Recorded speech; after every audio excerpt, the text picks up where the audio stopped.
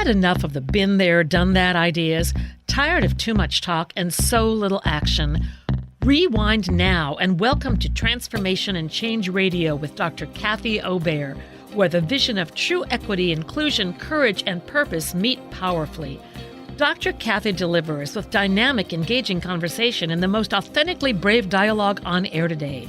This hit show will challenge you to explore current issues of diversity, equity, and inclusion and deepen your capacity to choose courage to speak up to greater inclusion in everything you do. Fasten your seatbelts and accelerate your effectiveness to become a powerful change agent in your life, community, job, and society. Imagine true equity and inclusion and get the tools to really manifest your vision. No frills, no fluff, just really powerful, good stuff. Transformation and Change Radio starts now. Wow, everybody. Hey, welcome, welcome. I'm Dr. Pat, and I am so thrilled to be co-hosting Transformation and Change Radio with Dr. Kathy Obear. Choose courage, speak your truth, live on purpose. Let me just tell you a little bit about Dr. Kathy Obear for a minute. Look, I have the honor and the privilege of working with all of our hosts and co-hosts on the show. And one of the things that I get asked most often is, what is it about now 15 years of this? What is it that keeps me smiling, happy, and completely energized? And I'll tell you what it is. It's our amazing hosts and co-hosts. And for me, the honor of working with Dr. Kathy has been enormous in many ways. I think about the time in my corporate career, and I think about what it would be like to be her now and be in the world and be that person that represents the edge of justice and the edge of transformation and the edge of change. And what that means as you're somebody like she, who for over 3 decades has been bridging and building bridges between inequity and disparity in organization and businesses. And, you know, I reflect upon a time when I was in corporate America, and I think about what she's doing now. You know, her expertise puts her in front of hundreds of groups, whether it's in higher education groups, human services and K-12 organization, corporations across the US and internationally, but it's about many things. It's about speaking, coaching, training, being a best-selling author, books that say things like turn the tide, rise above toxic, difficult situations in the workplace. But basically, this is not all. You know, when we think about looking at tools and books that talk about, you know, what it means to lead in the workplace in an equitable and social justice way, this is what excites me about bringing this show to the forefront, because we're not going to shy away from the issues. Today, I want all of you to meet Dr. Kathy Obear. Kathy, it's great to have you. This is so exciting, this first show. I am excited to join you and see what we do this year. Well, look, let's start out with what transformation and change is. Now, we say that, but yet transformation and change from your perspective is very different than most people. And the reason I say that is because what you represent and who you represent, 9 times out of 10, I would say, have to do with people that are not really able to lead up and have a voice for themselves in the way they need to. But let's talk about that. What is transformation and change? What is the goal? Well, transformation and change has been going on for centuries, but it's often been run by people in power with privilege to meet their own needs, whether it's to help their family or their own small community become billionaires, or to help people like them be the only ones in power. When I talk about transformation and change, I'm talking about the full breadth of folks on this planet, the full breadth of people in our organizations, many who do not, as you say, have a structured voice, many who are punished or held down if they do try to participate more than people think they should be in their place. And so I want to create environments where really you're energizing the voices of all across race, hierarchical level, gender, sexuality, age, all kinds of differences. So we create environments, transform the cultures, the climates in organizations and in our society. So everyone's needs get met. Everyone learns to care about each other in community. But more than that, we learn the tools and skills to truly work effectively to achieve these transformative goals of inclusion, equity, and social justice. Yeah, I mean, in today's world, fast forward to where we are. These are words now that we're hearing across the headlines everywhere. And I think that for many people, we thought that those words of equity and fairness, inclusion, social justice, they would be a thing of the past, but they're not. And they're not for very good reasons. They're not because there are people that are stepping up and they're speaking up, and you're one of them. I mean, beyond what you do in the workplace or what you do with organizations, right? You are now launching this radio show, and let's talk about it. Tell us what the radio show is, what it will do, and what fires you up about it. Most of my adult life, I've been trying to learn and then share, how do you get more people empowered, skilled up to create change? And I would be doing diversity, equity trainings year after year, sometimes in the same organizations that I'd come back. And I'm like, so tell me about the structural change. What's the metrics you're using to show progress? And they're like, well, we just really had a good time last year. We wanted to do it again. And so in the last several years, I've had much more passion about how do I help individuals become organizational change agents and work collectively with many others to create the infrastructures in organizations to get meaningful, sustainable change so that all people across full breadth of differences, interrupting unproductive privilege dynamics, shifting policies, practices, programs, services, really getting people skilled up and accountable to do their part. And so what I try to do in organizations and developing the internal capacity of change agents is to help them get the confidence, the competence, and the courage to be a part of changing the dynamics. We first got to figure out what are the current climate, culture, the current practices, and is it safe for people to speak up? Too often in organizations, they'll have a mission statement, a strategic plan that says we empower our employees, we want to have everyone's voices. But when you get into the trenches, when you really get into the team level, people are experiencing bullying, they're experiencing microaggressions across race, sexuality, gender identity, sex assigned at birth, class, disability status, I could keep on. And nobody's speaking up. And people want to fit in and belong, thinking if I go along, then maybe I'll be tapped to maybe move up. And yet the same people generally are getting promoted and moved up, folks like me. White women, as you know, benefited the most from affirmative action. It was really created during the civil rights around particularly African American to try to get closing the gap between who we are hiring out of feeling comfortable with perpetuating racist ideas on what is good performance, what's a leader. And so trying to close that gap and open opportunity for all.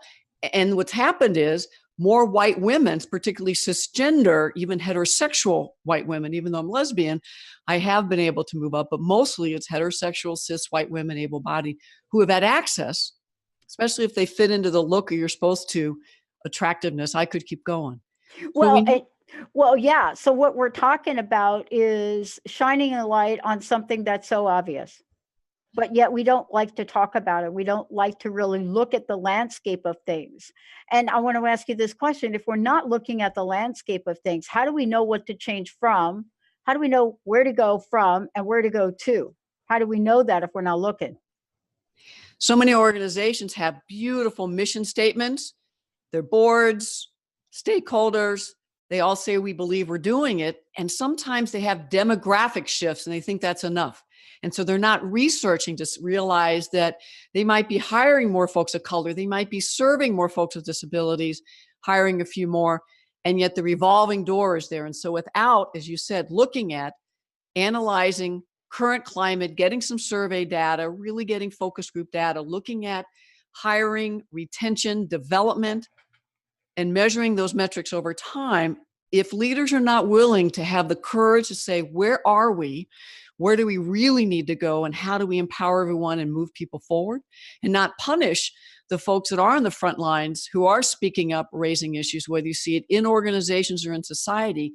There are many courageous change agents, but they are still a very small percentage.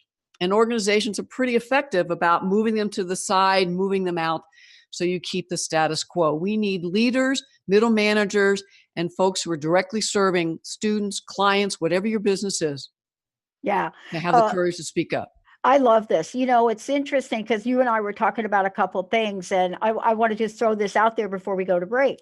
You know, in a town hall, I guess they call them town halls that CNN does, like they're going through the people that are running for president.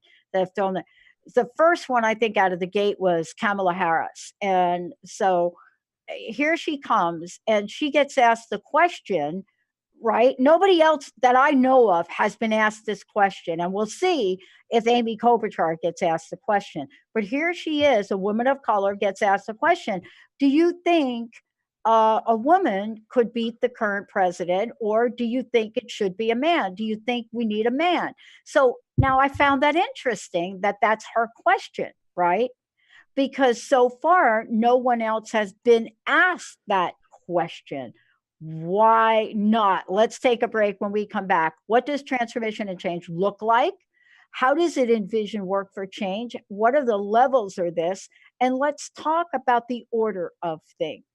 And the burning question is, other than that question, what do we think is going on when we're looking at the landscape of who controls the power? Let's take a break. We'll be right back.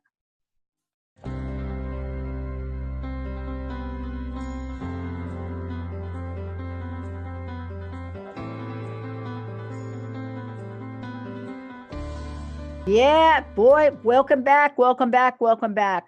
I am so thrilled to be introducing you to Dr. Kathy Obear. Before we do anything else and get back into this, first of all, how can people find out more about you?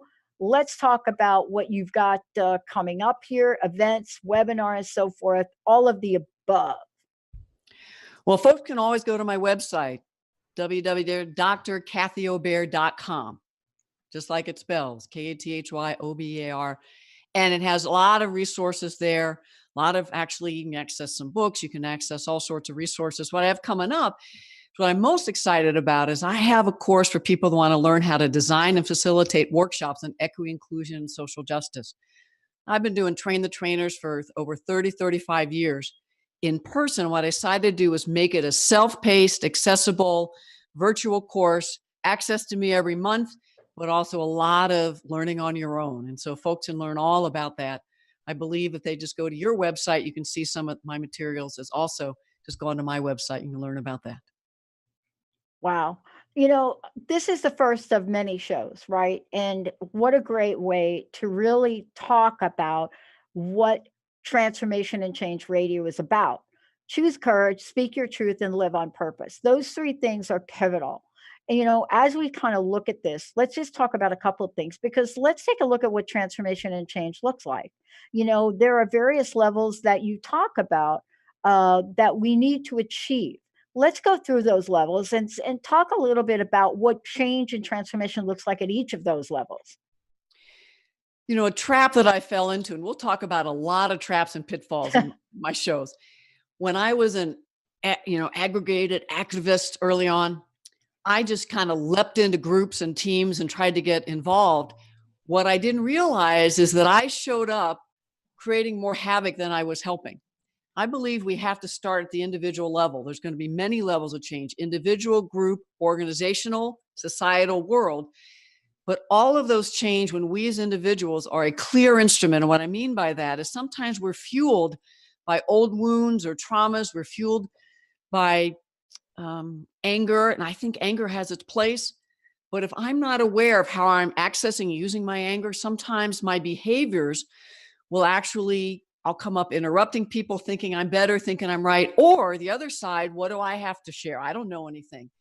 And so if I haven't done the healing work, the spiritual work, to be a clear instrument of change, in touch with my passion, my vision, and my big why, then when I'm joining groups inside an organization or in community groups or world organizations, I'm bringing lots of chaos with me. So the first step as individuals. What are our biases? Do some of that inner healing work, and then skilling up so we know how to work effectively on inclusive, diverse teams and help create those. The next level is really understand group level. And this is where I think people really drop the ball. We have to recognize the full breadth of differences, not only be motivated. I remember when I started out, I wanted to dismantle sexism. I wanted to dismantle homophobia and heterosexism. I wasn't paying attention to classism or racism, much less today. Folks that are immigrants are considered undocumented. And so I wasn't paying attention to a lot of my privileged identities. I was only motivated out of my marginalized. We need change agents and leaders in every organization that recognize the full breadth of differences, understand the common microaggressions, daily indignities that happen to people in all the privileged identities, all the marginalized identities, not just the ones they care about. And then we have to get everyone caring about the full breadth, because in a work environment, if we're not caring about all the issues and the social identities that people are bringing, parental status, marital status, if we're not caring about all of them, then the comments, the offhanded, snide remarks, the policies and practices will leave people feeling not valued, I don't belong, and they will lose their brilliance, the innovative ideas, and literally people will shut down and drop off whether they stay or leave. That's the group level. You know, this is really fascinating. I want to throw something out there we didn't talk about, but I love doing this. We're going to have so much fun. So recently I found out that I'm not completely Italian, right? And so how did I find out? Well, there's this ancestrything.com, and you could track the birth of your grandparents and stuff right now. And so I'm in the middle of a retreat with one of my friends, and she's doing this ancestry, and she puts everybody's thing up there. And she said, "Oh, how about your mom's side of the family?" So all of a sudden, long story short, she puts my grandfather up there. Lo and behold, out of the blue, my grandfather is born in Brazil. Right? And so here now is this history. My grandfather is born in Brazil. My grandfather's brother, who none of us knew in our family, none of us knew my grandfather had a brother. Hello, right? Lived in Brazil. And so now this part of my culture. And so one of my friends says to me, "We knew there was something about you like that. You got to be kidding me. You take salsa." This is the way people, you take salsa lessons. You love Latin music. We knew. The flip side of that is backlash is, really, you didn't know that? Are you hiding your culture? Here I am, and I'm trying to figure out how to make sense of it. Now, these are complex issues in the world. We're seeing it in the headlines.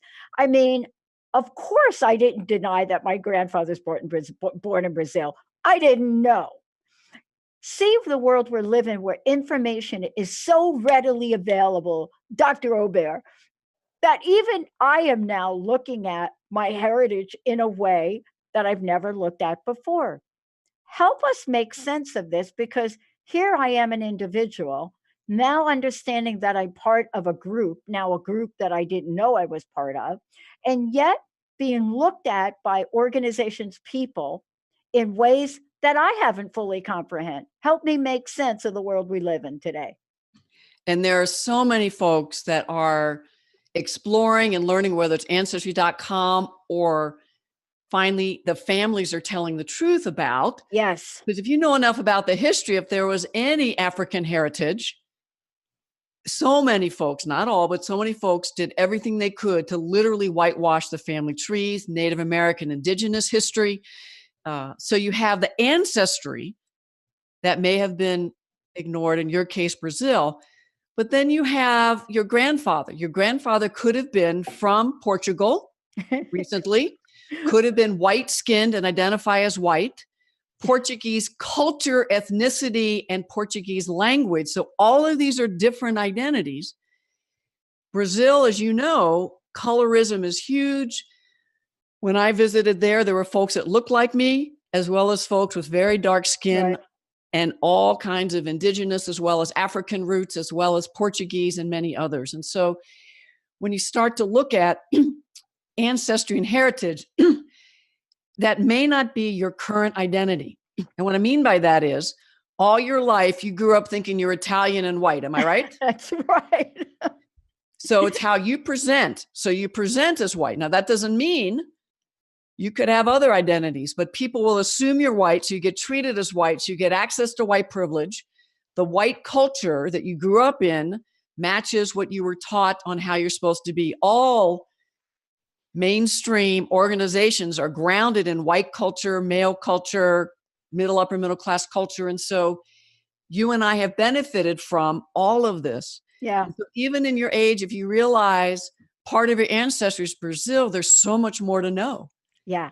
And that could just be a part. But the reason I wanted to go into that detail is some folks today who identify as white, treated as white, will find some part of their ancestry. And then they'll say, see, I'm a person of color. And yet they're still getting white privilege. They still have the beliefs that whiteness is right. They still perpetuate white supremacist culture. And so it's very complicated. And I want to honor and support you personally exploring what this might mean in your heritage. And one more thing. Yeah. Just because you like salsa, I'm not Exactly. even sure salsa is a part of Brazil. I think that I don't think so. But I made a statement like that because this is really the outside version. I mean, when you look at the circle of friends, their comment was a little bit, wasn't upset by it, but I found it interesting because I think we make generalizations and stereotypes like this. That's why I brought it up. I drive an orange car. And so they're pointing to my orange car and say, yeah, see, we knew you had to be Latin. Now, all my Latin friends out there, here's what I want to say. I have no idea why I pick an orange car, but the world we live in is a world of systems and stereotypes. When we come back, we're going to look at them. Systems and stereotypes. Where is it in our discovery of who we are and what we do in the world? Why is it that we are either denying or refusing to deny, accepting or refusing to accept in all aspects of our life? Whatever happened to us being human and honoring that? When we come back, we're going to run it down. Systems, institutions. And hello for Don Cheadle on Saturday Night Live wearing that trans t-shirt. Yahoo for you. We'll be right back.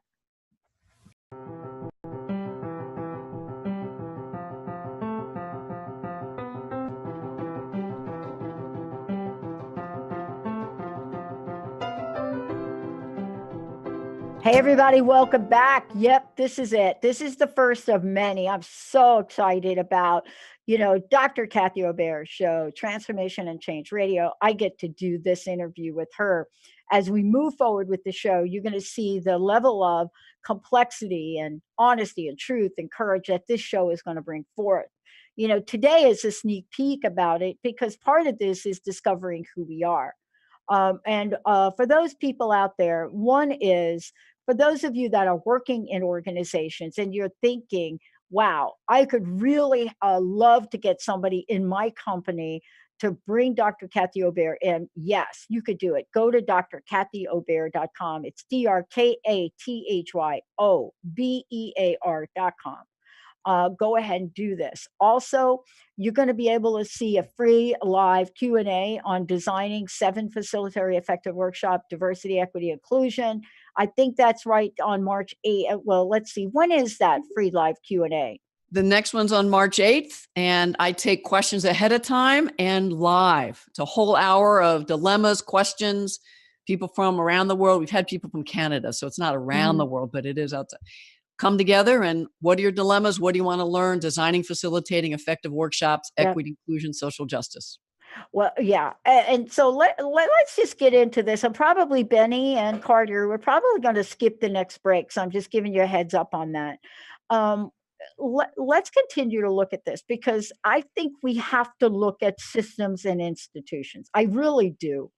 And I gave you a story during the break about my sister. And I think my sister, who was 12 years older than me, she passed away at a very young age. I think she knew that secret. I think she knew it. And I think part of it is she carried it with her. And I will tell you that my sister, Chicky, that was her name, is visibly darker than I am. And she chose to live in a community in Yonkers that was filled with diversity, filled with people of color. And then her children, of course, did not see the lines in the sand. And they grew up honoring people of all colors. And to this day, they are in that realm of not just honoring, but their children now have stepped out and represent ethnicity in the world from the Latino culture, from the African American culture. And so here we are. Let's talk about the systems. Let's talk about the institutions. Because if we don't talk about this, we're not going to be able to look at what transformation and change looks like. So if your sister worked in an organization in the US, Yep. more than likely because of her skin color and her name, even on a resume, folks in the hiring practice, and if they even she got to be an interview, would be like the racist ideas of what you have to sound like and look like to be assumed to be competent, folks of color being seen as deficit and not good enough. All those racist attitudes are in most everyone I've ever met in the United States, even if people don't know it. They get embedded into the policies and the practices, the kind of interview questions that get asked, what gets allowed to be said, like, I'm not sure she'd be a good fit. I wonder if she's really got what it takes to succeed here. All those kind of coded language, whether it's around race or class, your education background, appearance. And so that's at the institutional level, the unwritten rules that are in the culture and the climate. But it's more than that. We have to be skilled up as change agents to recognize every program, policy, practice. We have to be able to analyze with a race lens, to be race conscious, hierarchically conscious, class, education conscious, disability conscious, gender identity conscious. We have to have all these screens on as we're looking at every dynamic that's going on in our workplace and ask who benefits from it. I don't care if it was unconsciously developed, unintended, but who experienced barriers and obstacles. And when I work with organizations, more and more people are speaking up and saying, this practice we have for X actually benefits people by these group identities, but these two group identities, there are obstacles, and we need to revise it so that we're serving all customers, or we're hiring the best talent, or we're truly developing and promoting the people with the highest potential in the organization, not the same old, which is folks like me and people identify as male mostly in organizations. Mm. You know, I can't help but reflect on where we've been and where we are today. And let's just take a look at this. I thought in my lifetime, having gone through major change in the workplace, I mean, I'm talking about going through the affirmative action years, looking at what change that created, looking at the reward systems that were put in place, looking at what the angst, the agony of that process was. And as we fast forward to where we are today, I am struck by the contrast of my ignorance of thinking that we have made significant progress.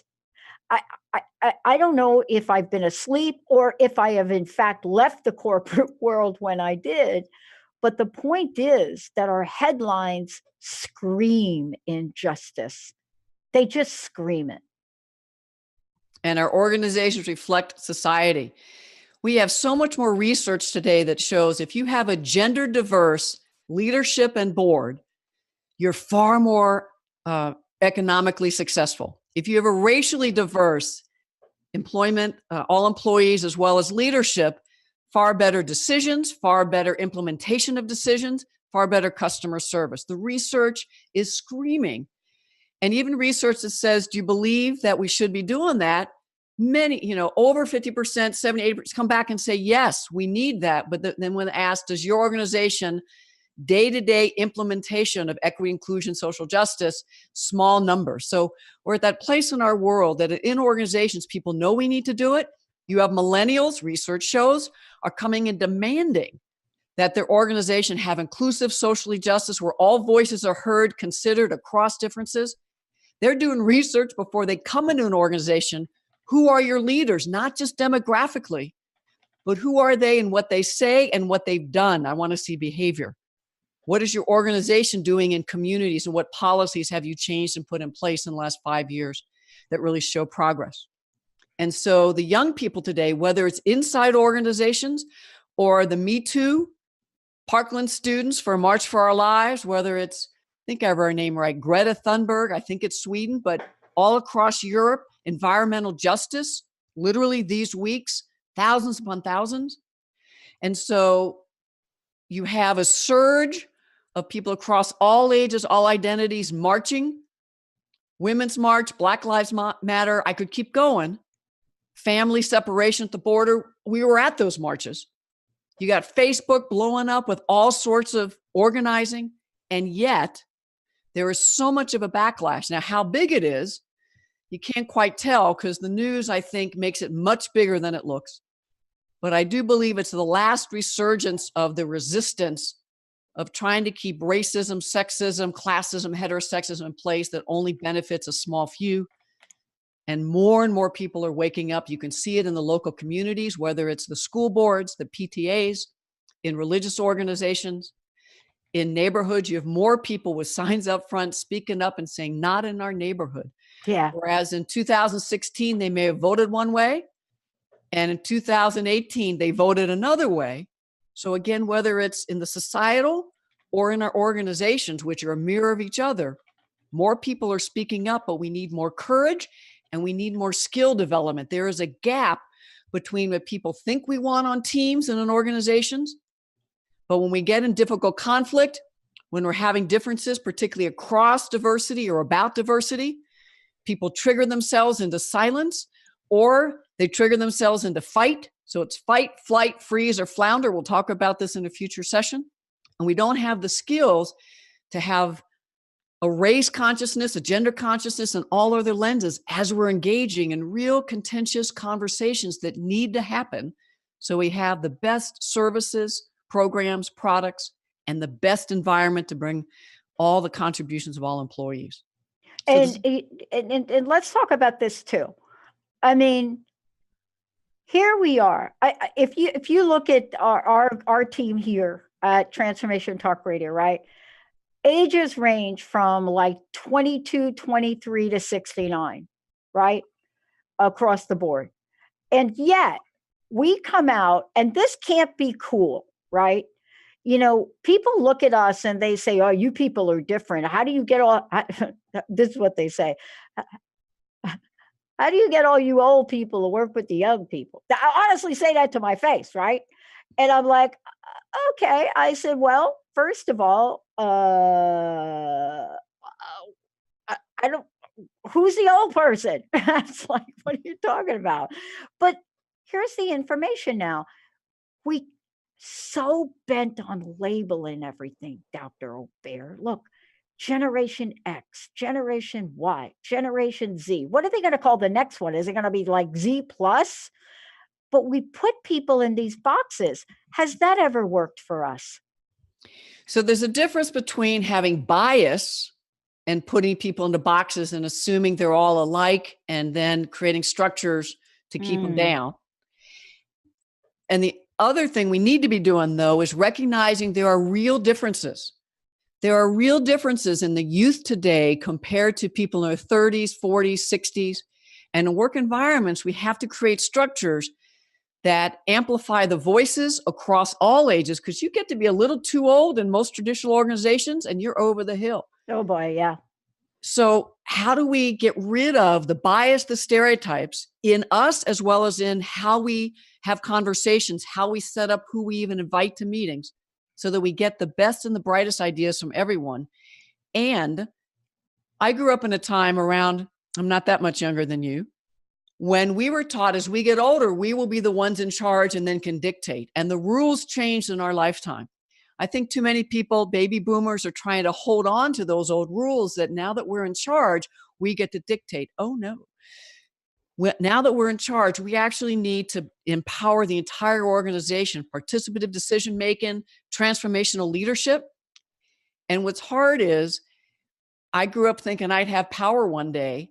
I do have a lot of influence and power, but what I need to do, what all leaders need to do, is how do we get everyone empowered to be a part of creating change, not top-down leadership, authoritarian leadership.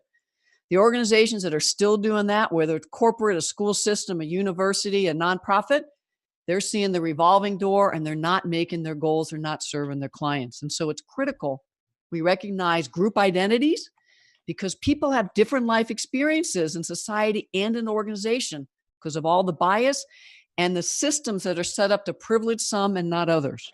So I join you. I don't want to box people in.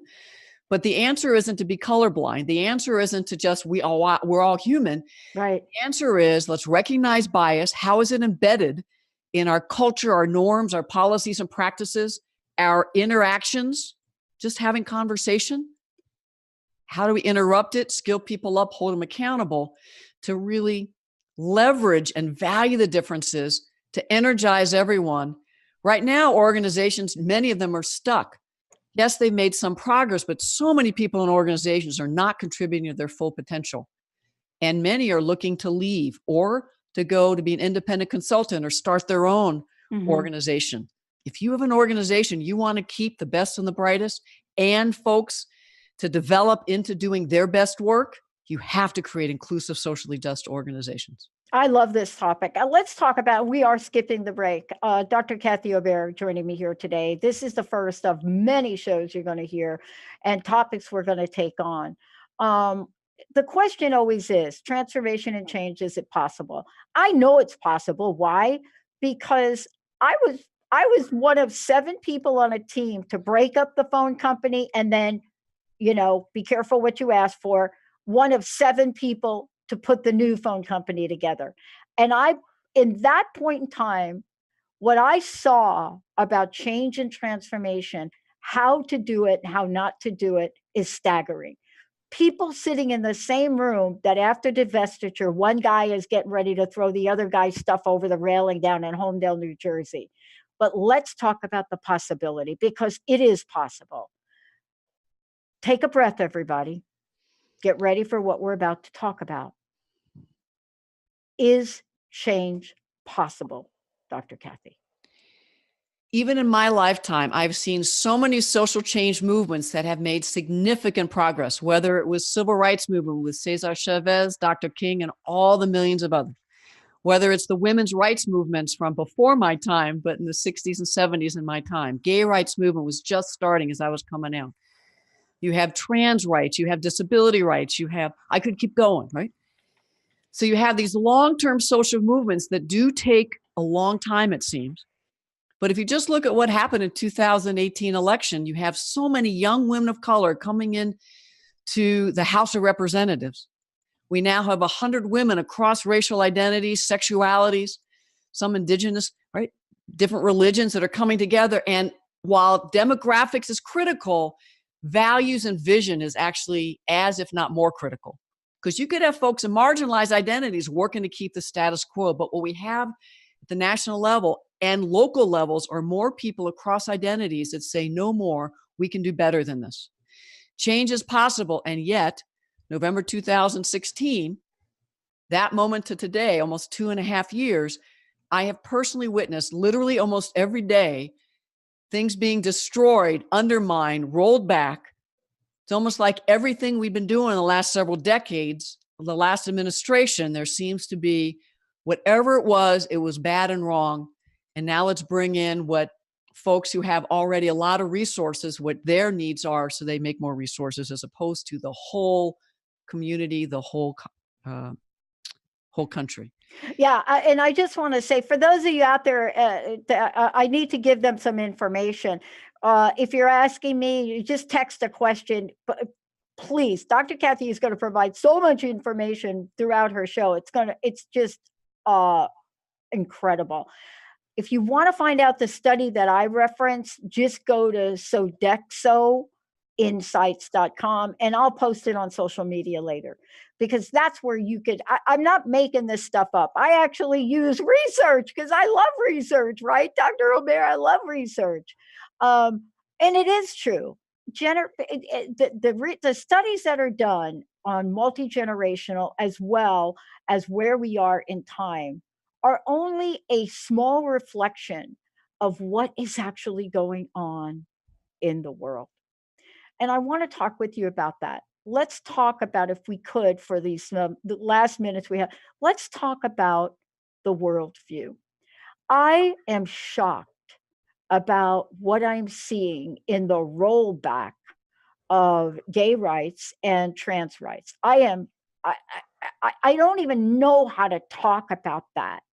And yet I am really struck by the silence of it.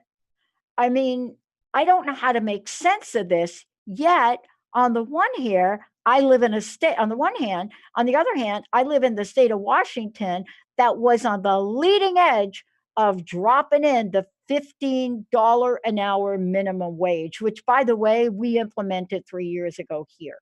So help me make sense of how, on the one hand, there seems to be fair working that's moving. On the other hand, it's just falling apart for me. I think all of it's happening at the same time. And the question is, who's going to win? Oh, I have to believe that this resurgence of the malleable middle, it's almost that silent middle, is getting energized and excited and becoming a part, because they're seeing that their cousin is trans. They're seeing that there are people in their community that are not getting a fair living wage. They're seeing that their friends in the workplace are experiencing bullying or racist dynamics. And so as social media has helped get these issues so accessible, I think more people are waking up and seeing the disparity between where they thought we were, where we currently are, and people are realizing, no, I want to be a part of creating a different future. yeah. There are many people that are working at the world level, and I want to support them. When I think about global dynamics, the same issues, I just can't wrap my head around it. But we've got bright, passionate folks doing it.